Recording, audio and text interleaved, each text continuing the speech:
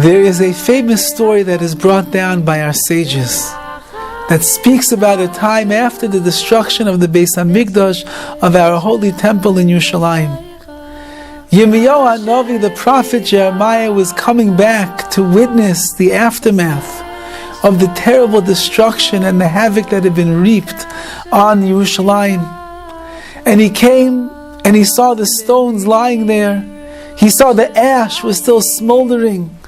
And he was so overcome with emotion and with pain and with sorrow that he threw himself upon the broken stones of the holy temple of Yerushalayim. He was crying bitter tears. At that moment, one of the greatest philosophers of the generation, Plato, was also walking through the streets of Yerushalayim to witness the destruction that had taken place.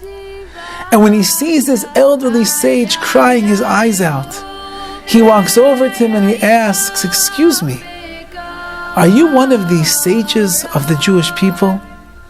And Yirmiyahu lifts up his head, and with the tears still streaming from his eyes, he nods yes.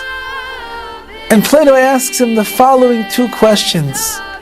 If you are such a wise sage of Torah and of the Jewish people, why are you crying over a rubble, a heap of stones and of wood? And secondly, if this temple has already been destroyed, why are you crying such bitter tears over something which is no longer in this world? Yirmiyahu looked at Plato and he asked him, "You are certainly one of the wise men of Athens, aren't you? Tell me, there must be at least one question that you have, philosophical, that has bothered you for years that you don't have an answer for. Is that true?"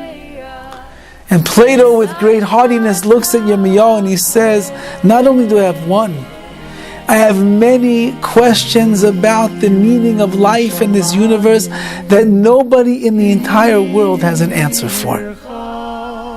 Yirmiyahu said, "Ask me your questions. I will answer them." And so Plato goes into his litany of questions that he has. And in an instant, Yirmiyahu processes each and every one of them. And in one fell swoop, he answers all of the questions that have been bothering Plato for years. And Plato is stupefied. How does a human being of mortal flesh and blood have such answers to my deepest questions in the history of the world?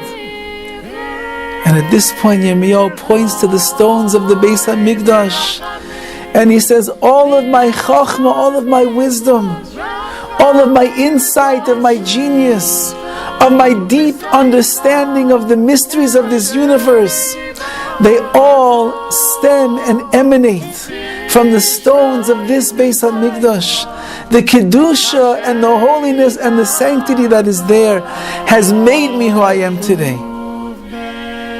But your second question, why it is that I cry bitter tears over the past, bitter tears over a temple that once was, bitter tears over a temple that was destroyed, that question I cannot answer you, because you will not understand.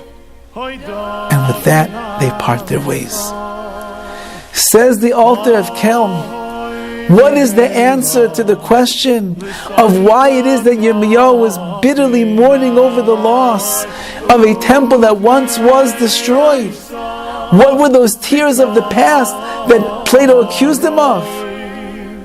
Says the altar of Kelm, the answer is Yirmiyahu was not crying over the past. They were not tears for what once was. Rather, those are the tears of the future.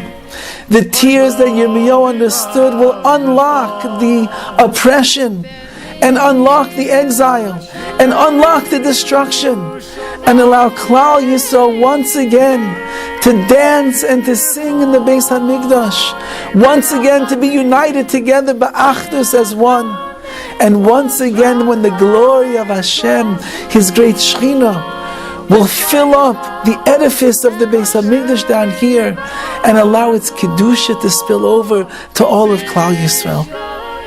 And this is our avodah, our work on Tisha B'Av.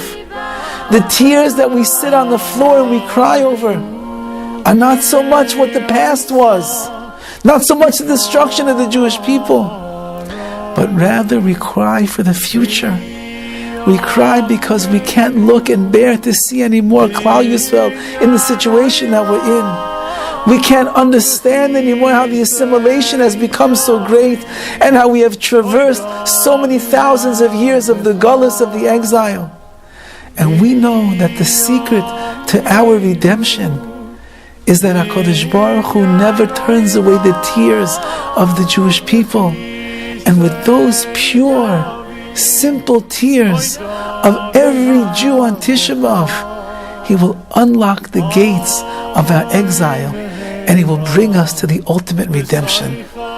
May we merit that on this Tisha B'Av, instead of finding ourselves sitting on the floor, mourning over the loss of once what was, may our tears turn into tears of joy as HaKadosh Baruch Hu unlocks the gates, brings us to the ultimate redemption, where Klal Yisrael together as one will be singing and dancing shiros v'tishbachos, songs and praises, in the Beis Hamikdash Shlishi, the third Beis Hamikdash, b'mheira v'yameinu, speedily and in our days.